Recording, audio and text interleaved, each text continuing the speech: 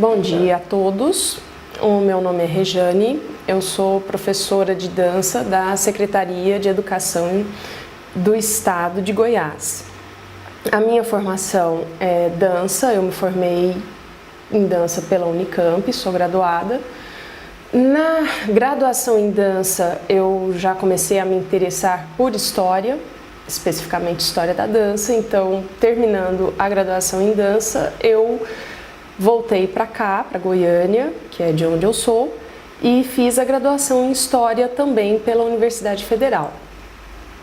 Ainda dentro desse meu interesse, eu dei continuidade aos meus estudos no mestrado da História, com um projeto de pesquisa ainda sobre História da dança, porém aqui em Goiânia. E atualmente estou me organizando ainda para prosseguir, fazer um doutorado nessa área, dando ao mesmo tempo seguimento à minha atuação profissional como professora da rede, atualmente, e anteriormente como professora autônoma em academias de dança. Sempre trabalhei com balé clássico, sapateado e umas linguagens de dança mais técnicas, e agora trabalhando especificamente com dança e educação. Hoje eu vou falar um pouco sobre artes e mídias digitais, mas eu não pretendo falar de um ponto de vista puramente técnico, até porque essa bagagem eu ainda não carrego. Eu quero falar de um lugar bem particular, que é o meu lugar da prática docente. Como eu já disse, sendo professora da Rede Estadual de Educação, a nossa matriz curricular, ela contempla uma série de conteúdos específicos que são dados dentro da grade horária dos meninos, no horário oficial letivo, assim, das séries. E eu trabalho em uma escola conveniada, a Rede Estadual, e outra em um centro de estudo e pesquisa, Ciranda da Arte, que é como uma subsecretaria de arte vinculada à rede que proporciona estudos, pesquisas e formações para os professores da rede. Às vezes se expande também para professores em geral, não somente da área de artes. Eu sou professora da rede estadual já há 3 anos e meio, mais ou menos. E o que eu posso dizer sobre isso? Que trabalhar em artes, ela é uma experiência sui generis, por assim dizer. Porque não basta ter apenas um diploma de artes. No meu caso, um diploma de dança. Você acaba, quase sem querer, agregando toda uma série de conhecimentos formais e informais, seja obtidos no seu campo de atuação ou às vezes até mesmo no seu momento de férias. Às vezes você esbarra em alguma coisa que é interessante você levar para dentro de sala de aula.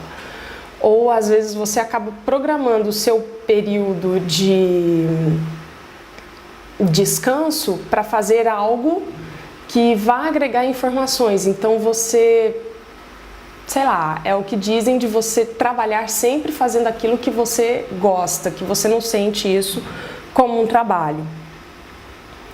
E justamente nessa de agregar informações é que veio toda essa formação da história, de como jogar esses conteúdos dentro da minha prática e de como também conseguir ver com outros olhos e com outro prisma os meus lugares de prática, os meus lugares de trabalho. E ter essa dupla formação que eu falei inicialmente, tanto em história quanto em dança, ela me foi e me é importante por vários motivos. O espaço da escola hoje para as artes, ele ainda é muito restrito, porque infelizmente ainda é visto como um tapa-buraco, tanto pelo corpo docente, que não é das artes, a maioria, quanto pelo corpo discente. Ainda não existe um espaço físico específico dentro da escola que seja visto como espaço para a prática das artes. No meu caso, da dança. E dentro da disciplina dança, conforme eu já mencionei, existe uma infinidade de conteúdos que eles são selecionados de acordo com a matriz curricular. No caso, como a gente segue a matriz curricular do Estado, você pinça e dá aquele conteúdo de acordo com a série que você está ministrando as aulas e também com a comunidade escolar ali, o que ela pede, o que ela exige, onde ela está inserida. E isso, para nós, professores de dança da rede, faz a dança ser entendida como um processo. Ela tem uma continuidade. O problema é que as aulas dentro da comunidade escolar, na maioria das vezes, elas são reconhecidas somente quando existe um evento, no qual uma apresentação de dança, ela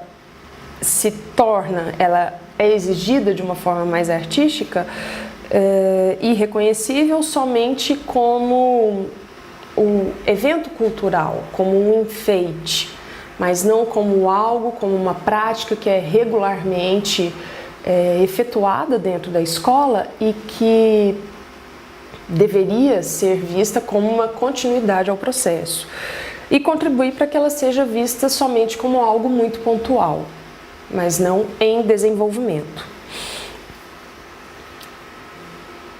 Outro fato importante de ter essa dupla formação minha é que eu consigo mapear, de certa maneira, com talvez mais velocidade, o que é necessário e quais são os espaços que eu tenho para desenvolver o meu trabalho. E é importante que a gente saiba exatamente aonde a gente está pisando, onde nós estamos nos colocando e até onde nós podemos ir, até para ter a contrapartida do que nós podemos exigir para que ele seja melhor feito. A estrutura física da escola onde eu trabalho permite que as aulas de dança sejam ministradas em uma sala com ótimas condições. Piso em madeira apropriado, limpo, uma sala arejada ampla, um aparelho audiovisual disponível e o único problema é que essa estrutura ela é disponibilizada em 50 minutos dentro da grade, sendo uma aula por semana para cada turma. Para quem é professor de dança do Estado, não é sempre que eles encontram essa estrutura. Eu vou ser franca, eu tive muita sorte. Mas, em relação ao tempo, é o que geralmente todo mundo encontra. São 50 minutos, principalmente quando a gente está dentro da grade horária.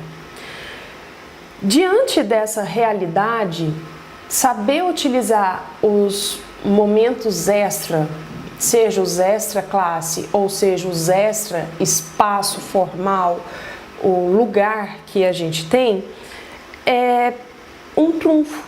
E um desses espaços que eu encontrei é o espaço virtual, o espaço digital, porque é uma possibilidade de extensão do trabalho presencial, do trabalho físico.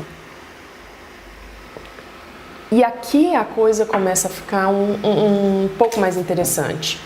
Por quê? É aqui que a gente começa a pensar aonde que a gente se encaixa dentro desse espaço. De acordo com os especialistas em mídias digitais, em educação digital e tudo mais, eu me encaixo exatamente no limiar entre os nascidos em um tempo analógico, linear, e os nascidos em um tempo completamente digital. Então, há diferenças aí.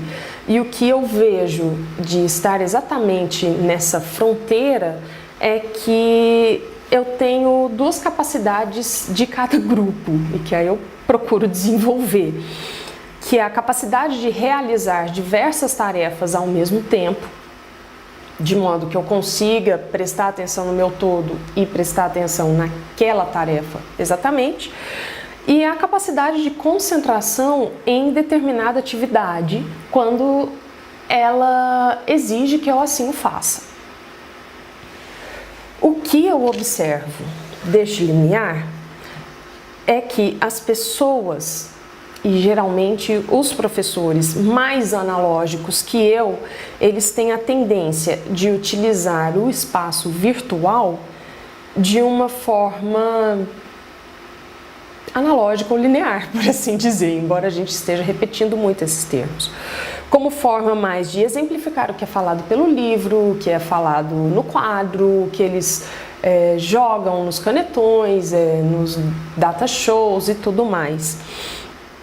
E hoje, o que eu observo é que isso não é o suficiente apenas utilizar o digital de uma maneira exemplar ou de exemplificação, para exemplificação, por assim dizer. Porque hoje o digital ele é bem mais que isso, ele é a interação total em tempo real, muitas vezes.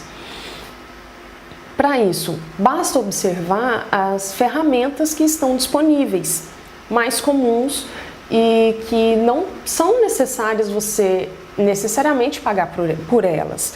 Facebook, Twitter, YouTube, WhatsApp. Pelo menos esses são os 4 que os meus alunos mais utilizam. Todas elas permitem não só a exposição do conteúdo que se quer, assim como a comunicação imediata e em tempo real sobre aquilo que está exposto. Nas aulas das disciplinas ditas normais, matemática, português, ciências, geografia, as crianças e os adolescentes, eles já não querem mais utilizar somente o livro. Quadro, giz, recursos audiovisuais padrão. Nas aulas de dança, isso ainda acaba sendo um problema maior, porque eu chego com uma proposta. Eles fazem essa proposta. Não basta apenas fazer a proposta e deixar ela dentro de sala. Eles querem ver se tem filmagem, se tem fotografia, eles querem expor o trabalho deles, porque não é como eu explico para eles que isso é um processo e que isso é a cada dia e que eles são avaliados continuamente, eles querem ver os resultados dessa avaliação, os resultados desse processo e querem intervir no modo de também falar, não, a gente pode ir por esse caminho. E eles fazem isso através dos comentários, dos vídeos, dos compartilhamentos, muitas vezes editando o material que foi trabalhado e jogando numa outra proposta. Eles querem produzir, exibir, comentar, tudo que eles fazem. E, para tanto, as ferramentas que eles mais utilizam estão disponíveis virtualmente, seja para download, seja desenvolvendo suas próprias ferramentas e jogando de volta na rede. Outras ferramentas e aplicativos também são facilmente dominados por eles, seja edição de música, fotografia, vídeos. Eles conseguem criar seus próprios vídeos, eles postam nos canais oficiais, YouTube, conseguem milhares de visualizações para as suas montagens e para as suas mensagens também. Eles têm um amplo domínio, esses meninos, todos, principalmente adolescentes, pré-adolescentes. O que eles entendem de tecnologia, às vezes beira muito mais do que eu mesmo entendo. E é fantástico. São raras as vezes em que eles não auxiliam os professores, seja na montagem de um aparelho, seja na mixagem de uma música, seja na edição de um vídeo. Diante dessa realidade, acaba sendo muito difícil ignorar este espaço de atuação. Então, o que eu procuro é atingi-los, utilizando os canais que eles usam, repasso os produtos que são desenvolvidos dentro de sala de aula, eles compartilham, fazem comentários e procuro provocar discussões em torno de temas de interesse e que estejam relacionados ao conteúdo e que acabam abarcando muito da vivência deles também, através das redes sociais. Mas isso, ainda na minha realidade, é pouco eficiente. Eu posso listar 2 motivos para isso. O primeiro é que a unidade escolar na qual eu trabalho, ela não permite postagem de trabalhos de alunos nas redes sociais, mesmo em páginas voltadas para conteúdos estritamente pedagógicos. Também há uma grande restrição ao uso da tecnologia móvel dentro da escola, que são dos alunos, e aí leia-se celulares, smartphones, tablets, notebooks. O que dificulta a utilização e compreensão pelo corpo discente do potencial profundo que tais ferramentas têm para o aprendizado educacional em arte e da educação em geral. O segundo é que, se os alunos de hoje têm como característica qualidades de ser multiconectados, interativos, multifuncionais e extremamente práticos, eles decidem as coisas muito rapidamente, e o que não é ruim. Eles sabem analisar com muita rapidez e decidem rapidamente. Dado o volume de informações que é passado para eles, em contrapartida, eles não têm a paciência de analisar com profundidade as informações que eles acessam. Então, as interações e discussões que entram no mundo virtual, que eles fazem no mundo virtual e que eu tento provocá-los um pouco, ainda acabam sendo, por esse motivo, muito superficiais. E a apreensão do conhecimento ainda não chegou no patamar que eu quero atingir com eles. O meu esforço aqui, então, acaba sendo duplo. O de vencer uma barreira institucional, seja através de projetos, fazendo toda uma burocracia que tem que ser feita para a permissão desse, digamos assim, abraço tecnológico pela instituição de uma tecnologia que já está disponível dentro da escola, mas que ainda é proibida de ser utilizada, mas que está nas mãos dos alunos como recurso didático. E a outra é o de verticalizar o debate que são feitos, verticalizar o uso que são feitos dessas ferramentas, dos recursos e das redes que eles têm acesso, para que as interações que eles fazem sejam aprofundadas e que a apreensão do conhecimento ele seja mais real, mais palpável. O que me faz mover nisso, um pouco como historiadora, tem uma frase que é muito assim, acho que da cabeceira de todo historiador. Todo mundo passa por ele, todo mundo acaba sempre com essa frase em mente, que o historiador, ele se volta para o passado, na verdade, para responder questões que ele tem do presente. E a gente pode destrinchar essa frase em várias analogias, pode fazer vários exemplos disso, enfim. O que é interessante para mim, na prática, que não lido diretamente com a história, mas conseguir enxergar quais são os meus questionamentos, quais são os meus problemas, não no caso de problema que atravanca, mas como superá-los. Quando eu enxergo os meus problemas, eu consigo ver para que lado que eu corro, aonde que eu posso buscar as minhas respostas, para fazer esse problema se tornar uma solução. E é a partir daqui que eu lanço o meu questionamento para quem está nesse curso de especialização, porque é um curso de especialização muito específico, e para se situar, seja professor da rede particular de ensino, da rede estadual de ensino, da rede municipal de ensino. Quais são as suas questões sobre interação entre artes e mídias digitais? Porque existem questões que são gerais para um grupo, Mas quando a gente olha o específico, elas têm uma variável. É importante vocês buscarem as questões de vocês, porque a partir disso é que vocês vão saber para onde ir para respondê-las e tornar a prática de vocês mais fluida, mais sensível e mais integrada com aquilo que vocês estão buscando no curso. Para onde vocês correm? Não interessa tanto saber se é na história, na geografia, se é no passado, se é nas telecomunicações que vão buscar as respostas, porque no final, quando a gente tem um todo, elas se unem para responder aquilo que é a nossa prática, aquilo que facilita a nossa prática.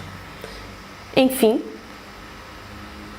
esse é o meu questionamento, esse é um pouco do meu ponto de vista, e eu desejo uma boa sorte na jornada de vocês.